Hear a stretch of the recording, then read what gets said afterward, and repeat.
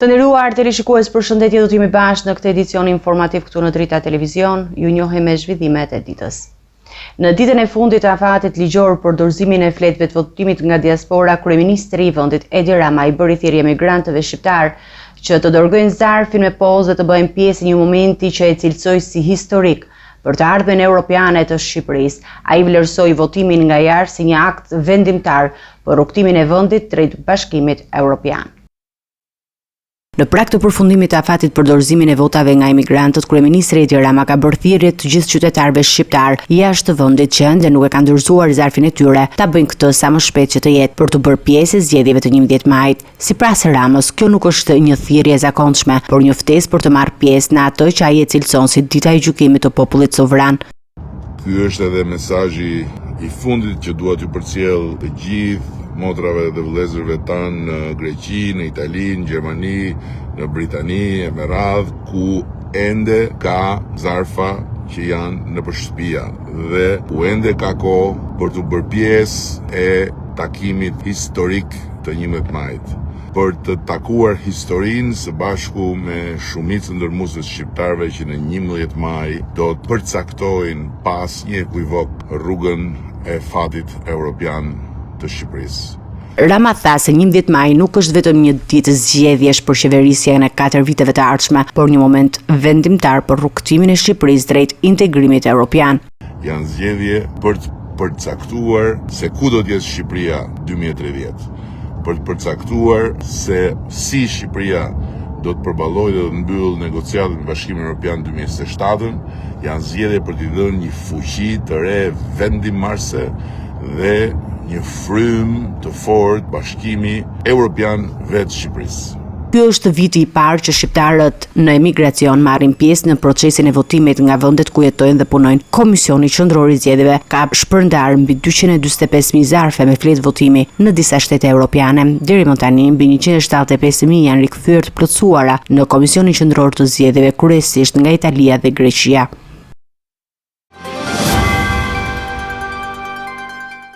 Kryetari i Partisë Demokratike Sali Berisha i ka bërë thirrje diasporës shqiptare të kthehet për të votuar në Shqipëri, duke denoncuar parregullsi gjatë procesit të votimit me postë dhe duke u referuar akuzave për blerje votash nga qeveria Rama. Ai shprehu bindjen se opozita do të fitojë zgjedhjet e 11 majit. Sali Berisha, kryetari i Partisë Demokratike, ka bërë një thirrje të fortë për emigrantët shqiptar, duke ftuar ata të kthehen në Shqipëri dhe të votojnë në qendrën e votimit. Ai theksoi se megjithatë regjistrimi masiv i qytetarëve shqiptar jashtë vendit kishte pasur çrregullime të organizuara për fshirë një numër parregullsisht në sistemin e postës. Qindra mijëra emigrant u regjistruan për të votuar, por një çrregullim i organizuar u konstatua në 2 vende me postën e cila ka një emër autoritar të mirë, po që shfaqi parregullësit më të mëdha.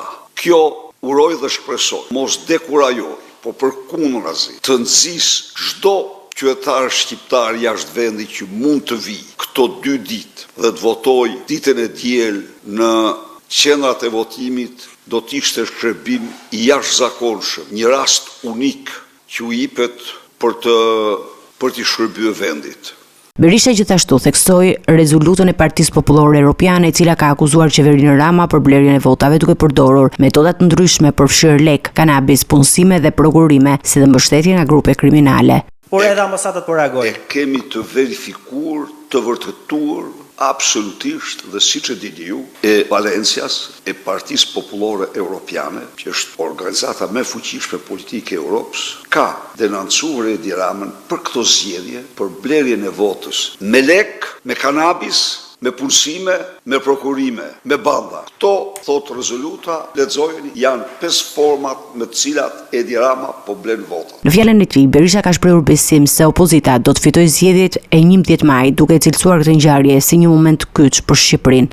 Kjo do jetë konferenca ime e fundit si kryetar opozite, mbasi pas datës 12 maj, kjo opozit është majorancë. Bëhet majorancë e Shqipërisë. E keni ndjerë dhe ju dhe e kanë ndjerë çdo shqiptar këtë. Kjo është ndjesia më reale, por në mënyrën më të frikshme ka ndjerë Edi Rama. Ju e patë si shkallmoi Ram në televizion. U shkallmua. fliste për giotina, fliste për helme, fliste qarës fliste. Do më thanë, ai mram kishte nevoj urgjente për mjekim me ato simptoma që pash. Se unë jam edhe mjek edhe kam qenë ja pasionuar. Unë jam kardiolog, po më tërhiqte edhe psikiatria, më ka tërhequr. Në fund, ai ftoi qytetarët që të marrin pjesë në mitingun përmbyllës të Partisë Demokratike që do të mbahet sot në bulevardin e ri të kryeqytetit.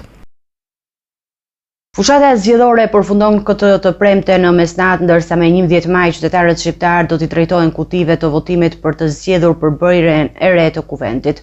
Dy partitë kryesore, Partia Socialiste dhe Partia Demokratike, e mbyllën fushatën në Tiranë, qarkun me garën më të fortë. Këtë vit, për herë të parë, pjesë e procesit janë edhe migrantët shqiptar.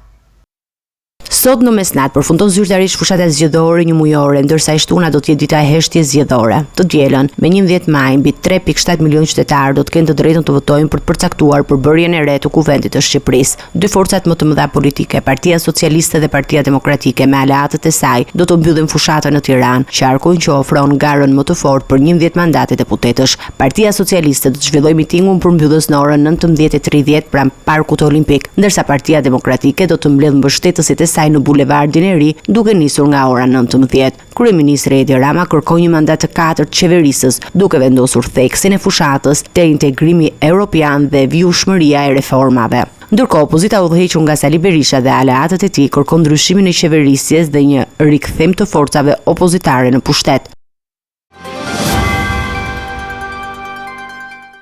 Presidenti i Republikës Bajram Begaj u bën thirrje qytetarëve që të marrin pjesë në zgjedhjet e 11 majit me përgjegjësi dhe qetësi. Ai thekson se procesi zgjedhor duhet jetë shembull i pjekurisë demokratike dhe thotë se institucionet kanë detyrim të garantojnë një proces të ndershëm e të besueshëm. Presidenti i Republikës Bajram Begaj ka bërë një thirrje për pjesëmarrje të gjerë dhe qytetare në zgjedhjet parlamentare të së dielës. Në një deklaratë publike, kreu i shtetit analizon rëndësinë e këtij procesi si një provë e pjekurisë demokratike për qytetarët dhe politikën shqiptare. Të gjithë së bashku mund ta kthejmë këtë proces në një shembull të qytetarisë, të transparencës dhe pjekurisë demokratike. Demokracia nuk është thjesht një ditë votimi, është një angazhim i përditshëm që nis me pjesëmarrjen dhe kulmon me përgjegjësinë. Sipas presidentit, zgjedhjet e 11 majit nuk janë thjesht një akt formal, por një mundësi për të forcuar besimin e shtetit dhe institucionet. Vetëm përmes një procesi zgjedhor të ndershëm dhe të besueshëm, ndërtohet besimi i qytetarëve të shtetit tek institucioni i votës dhe te veteardhmja demokratike e vendit. Begaj kujtoi institucioneve detyrimin e panegociueshëm për të garantuar zgjedhje të lira dhe të qeta, që i shërbejnë vetëm interesit publik. Ai përmbyll thirrjen e tij me një mesazh besimi për qytetarët shqiptar. Unë besoj thellësisht se populli shqiptar meriton më të mirën, meriton një proces zgjedhor që përfaqëson vullnetin tuaj të lirë, që respekton ligjin dhe që i shërben vetëm interesit publik. Në prag të zgjedhjeve të 11 majit, Ambasada Amerikane në Tiranë ka përcjell një tjetër mesazh publik duke theksuar rëndësinë e pjesëmarrjes në votime dhe duke dënuar çdo përpjekje për blerje apo manipulim votash. Për herë të parë në këtë proces përfshihet edhe diaspora me një pjesëmarrje të konsiderueshme.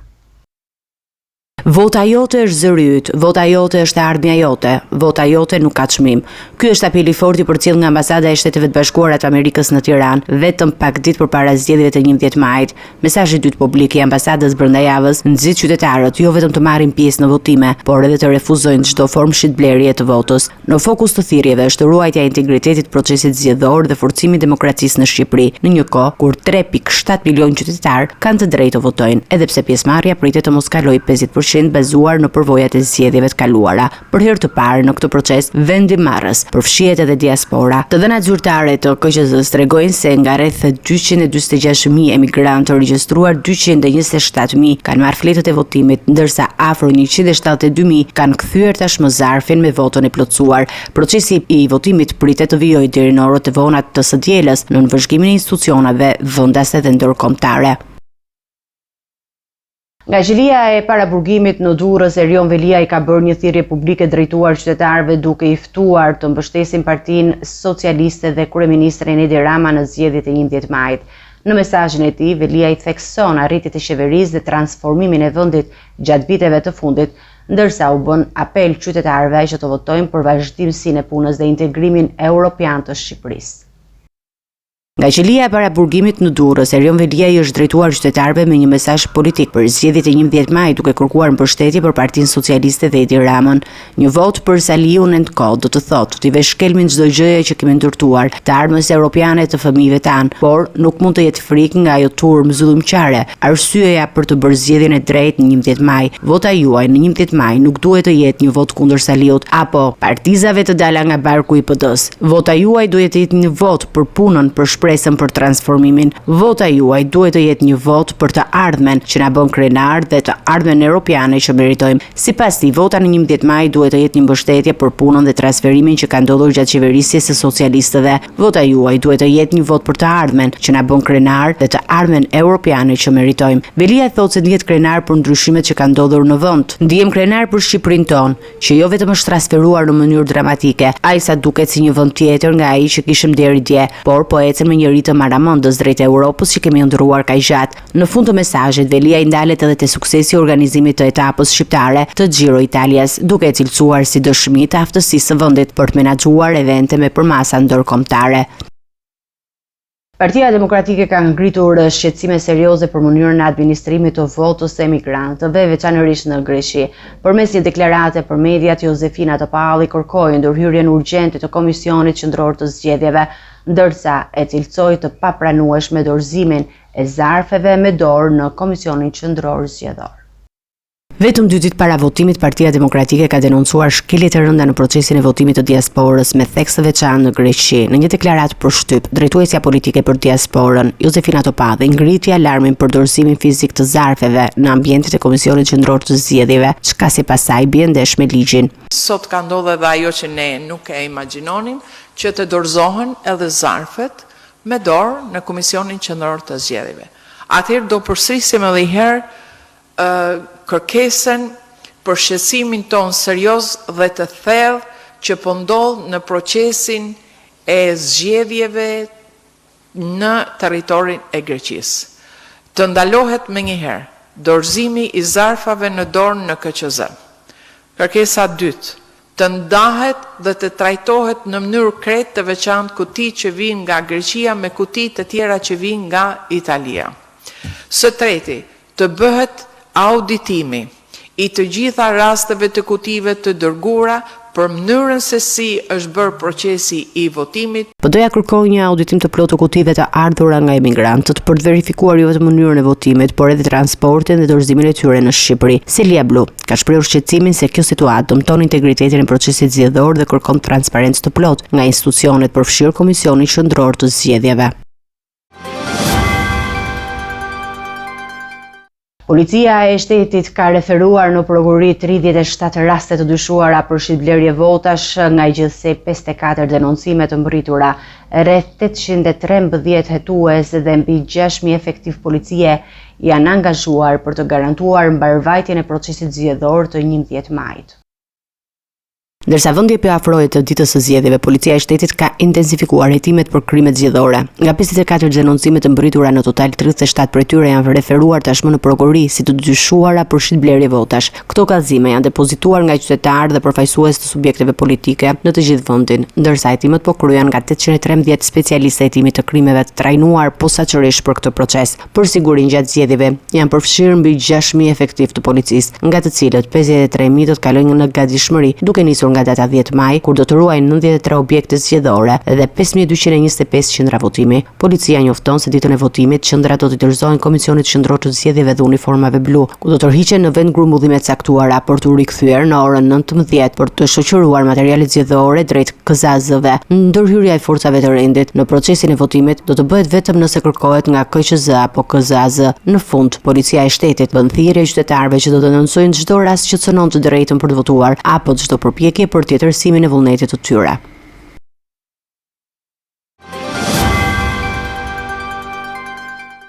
Pas 7 ditë kërkimesh intensive, është gjetur trupi I Ardit Beshirit, 29 vjeç, I cili humbi jetën tragjikisht në një masiv kromi në fabrikën e pasurimit në Qaf Burrel. Policia ka arrestuar drejtuesin teknik të kompanisë kineze për shkelje të rregullave e të sigurisë në punë. Pas 7 ditësh të vështira kërkimi, trupi 29-vjeçarit Ardit Beshiri është gjetur pa shenja jete në masivin e kromit dhe inerteve në fabrikën e pasurimit në Qavburrel, që menaxhohej nga një kompani me kapital kinez. I riu u zhduk me 3 maj së bashku me ekskavatorin që po drejtonte, në momentin kur një stog minerali u shëmb si pasojë e çarjes së një rezervuari i filtrimit të ujit. Rrjedha i fuqishëm përfshi mjetin dhe punëtorin, duke varrosur 9 tone të tëra inertesh dhe mineralesh. Në vendngjarje u angazhuan grupe të shumta shpëtim kërkimi, përfshirë dhe një njësi të forcave të sigurisë të Kosovës, që mbërritën të mërkurën për të ndihmuar në operacionin kompleks. Kërkimit u kryen me mjete të rënda, pajisje për detektiv të trupave nën tokë dhe mbështetje nga ushtria. Kemi punuar me përkushtim për të nxjerrë trupin përkundër terrenit të vështirë dhe kushteve të pavështira. Ndërkohë, policia e komisariatit të Matit ka vënë pranga drejtuesin teknik të firmës që administronte zonën e punës, i akuzuar për të rregullave të sigurisë teknike në vendin e punës. Nga hetimet paraprake rezulton se masa e madhe e mineralit dhe inerteve nuk ishte stabilizuar dhe nuk ishte marrë masa mbrojtëse për situata emergjente. Kjo ngjarje e rëndë ka si dhe reagime nga familjarët, banorët e zonës dhe sindikata e punës, që kërkojnë zbardhjen e plotë të ngjarjes dhe përgjegjësitë e qarta për humbjen e jetës së një punëtori të ri.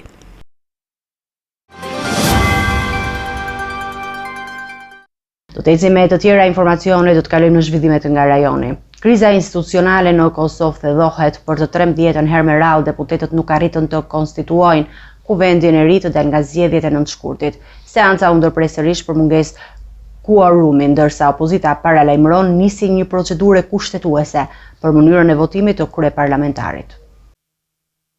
Janë bërë 3 muaj nga zgjedhjet parlamentare të 9 shkurtit, por Kosova vijon të jetë pa institucione funksionale. As këtë të premte nuk u arrit të konstituohej kuvendi i ri, duke shënuar dështimin e 13 me radhë në këtë proces.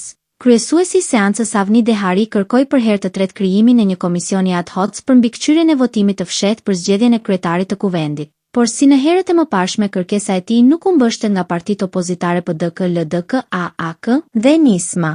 Në mungesë të quorumit, seanca u shtyp për më 11 maj në orën 10, por shenjat nuk janë optimiste për një zgjidhje të shpejtë. Ngërçi institucional që po zvarritet prej javësh tashmë po ngre shqetësime serioze për paralisë të plotë të jetës parlamentare dhe shtetërore në Kosovë. Moskonstituimi i kuvendit bllokon edhe formimin e qeverisë së re, proces ky që është kushtetuesisht i lidhur me zgjedhjen e kryeparlamentari. Nëse kjo situatë vazhdon edhe pas 11 majit, presidentja Vjosa Osmani ka të drejtë të ndërhyjë për të mandatuar një tjetër forcë që garanton shumicën. Në të kundërt, vendi mund të përballet me një raund të ri zgjedhjesh.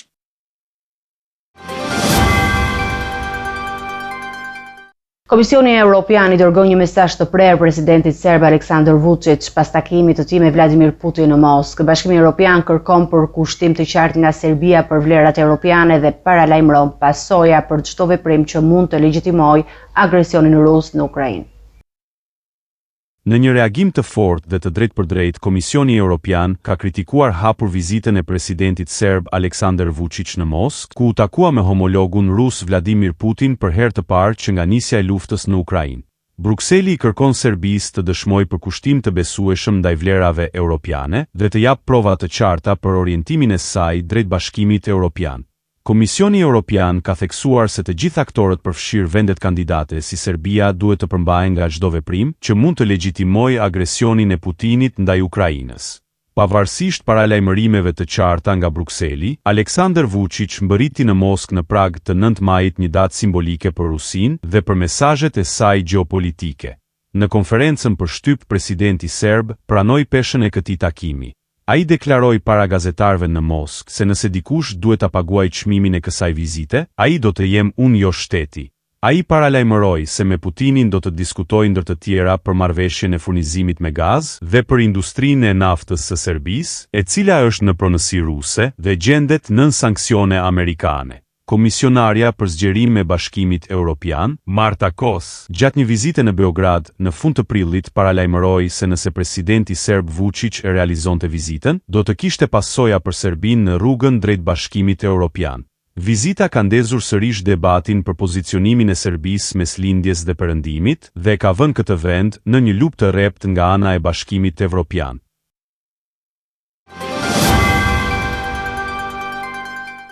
Do të ecim me zhvillimet nga bota. Zgjedhjet e kardinalit Robert Prevost si pap vjen si një mesazh i qartë për unitetin dhe vazhdimsi në një moment kur kisha dhe bota përballen me sfida të mëdha.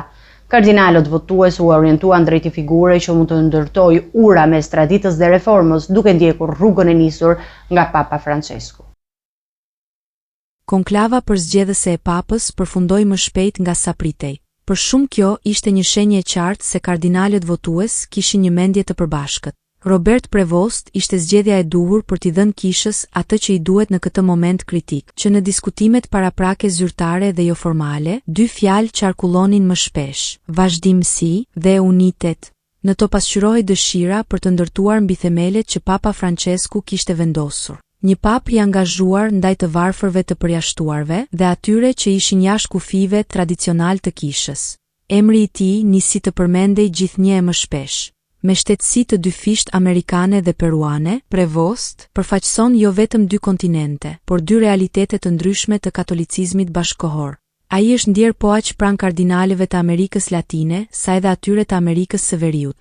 Zgjedhja e tij u përjetua si një përpjekje për të ndërtuar ura mes fraksioneve të ndryshme brenda kishës, por edhe për të përçuar një mesazh shprese për botën jashtë saj në një kohë të trazuar nga luftërat dhe ndarjet globale.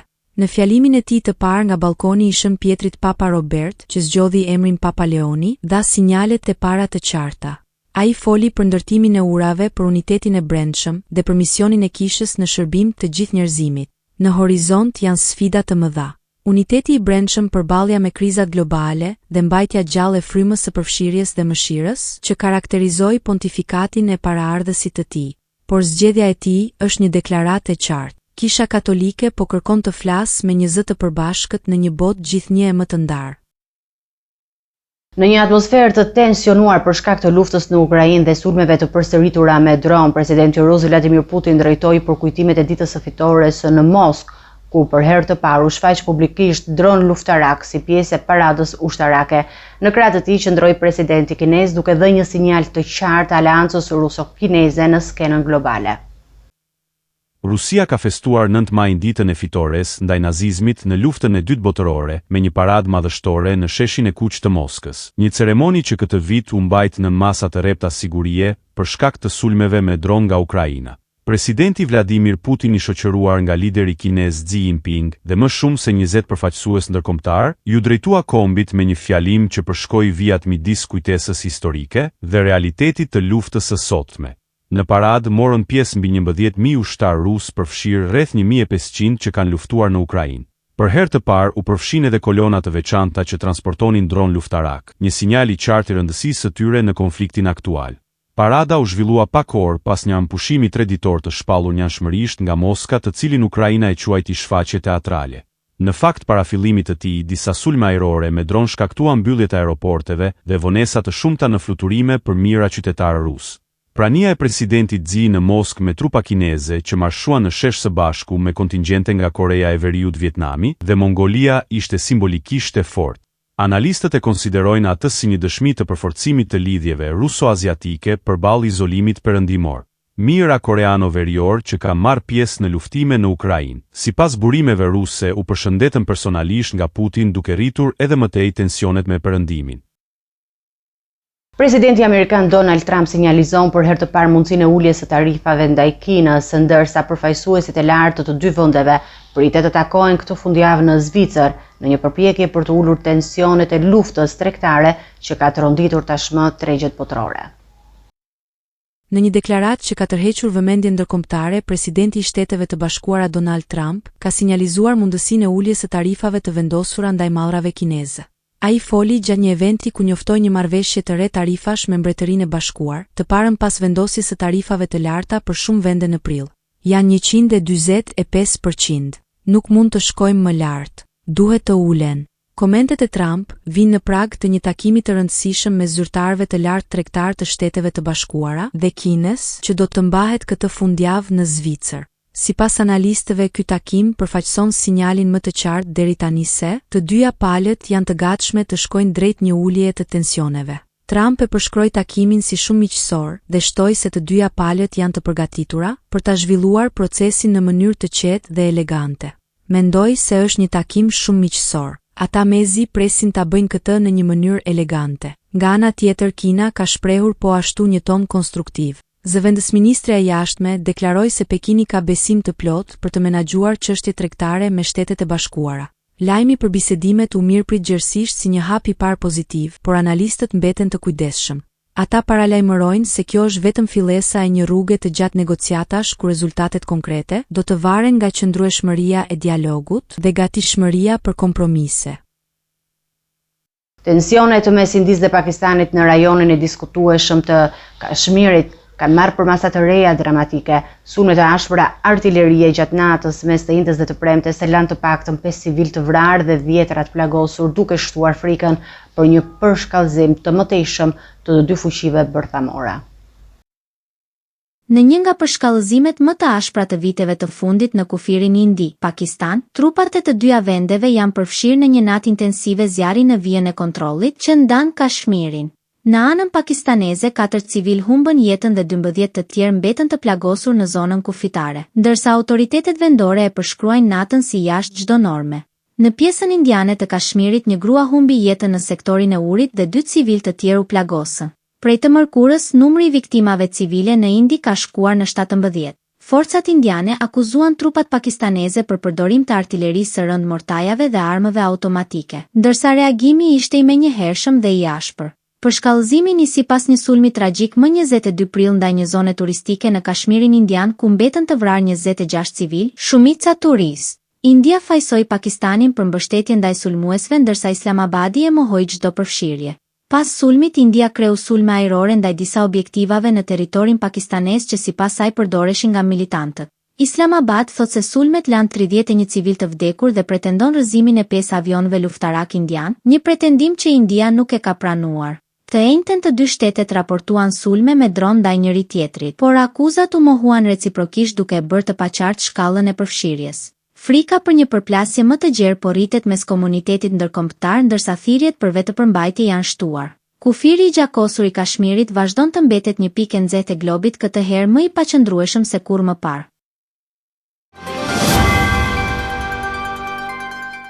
Të nderuar teleshikues, do të njihemi me parashikimin e motit. Territori shqiptar për datën 10 maj do të ndikohet nga kushte atmosferike të qëndrueshme, me mot kryesisht të kthjellët dhe vranësira të pakta kalimtare në relievet malore gjatë orëve të pasdites. Temperatura minimale pritet të zbresë deri në 13 gradë Celsius, ndërsa ajo maksimale pritet të arrijë deri në 29 gradë Celsius në zonat e ulta perëndimore. Era do të fryjë lehtë deri mesatare nga drejtimi verilindor me shpejtësi 4 deri në 8 metër për sekond, ndërsa në zonat bregdetare mund të arrijë deri në 11 metër për sekond. Deti parashikohet me dallgëzim të ulët 2 deri në 3 ballë. Temperaturat minimale dhe maksimale për disa nga qytetet kryesore të Shqipërisë do të jenë si më poshtë.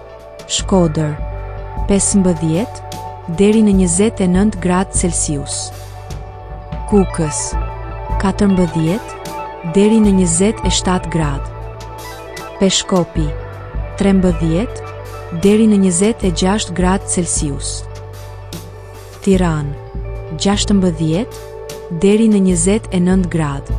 Durrës 17 deri në 28 gradë.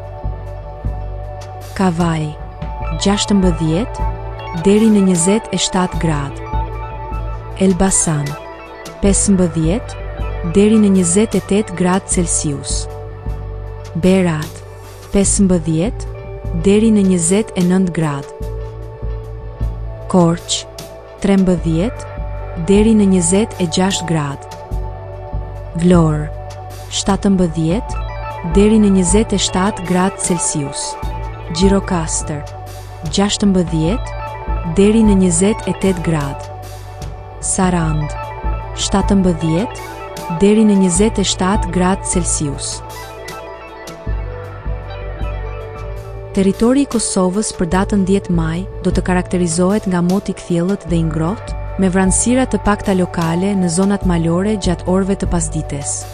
Temperatura minimale do të zbresë deri në 13 gradë Celsius, ndërsa ajo maksimale do të arrijë deri në 31 gradë Celsius. Era do të fryjë lehtë nga drejtimi jugperëndimor me shpejtësi mesatare prej 2 deri 5 metër për sekond dhe her pas here në disa lugina deri në 8 metër për sekond.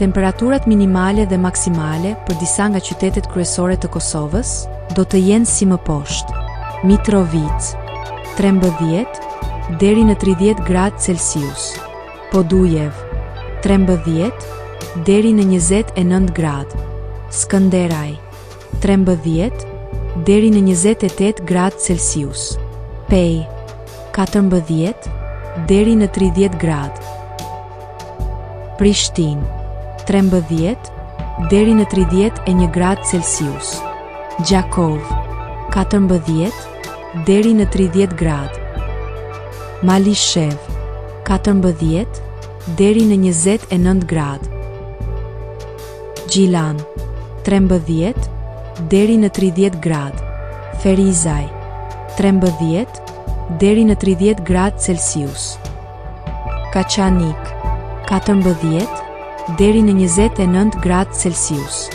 Suharek 15 deri në 29 gradë, Prizren 14 deri në 30 gradë Celsius. Të nderuar televizionistë, kemi pritur në fund të edicionit informativ për ditën e sotme. Ju falenderoj shumë për vëmendjen tuaj. Bashkë takohemi në edicione të tjera. Deri atëherë, miru takofshim.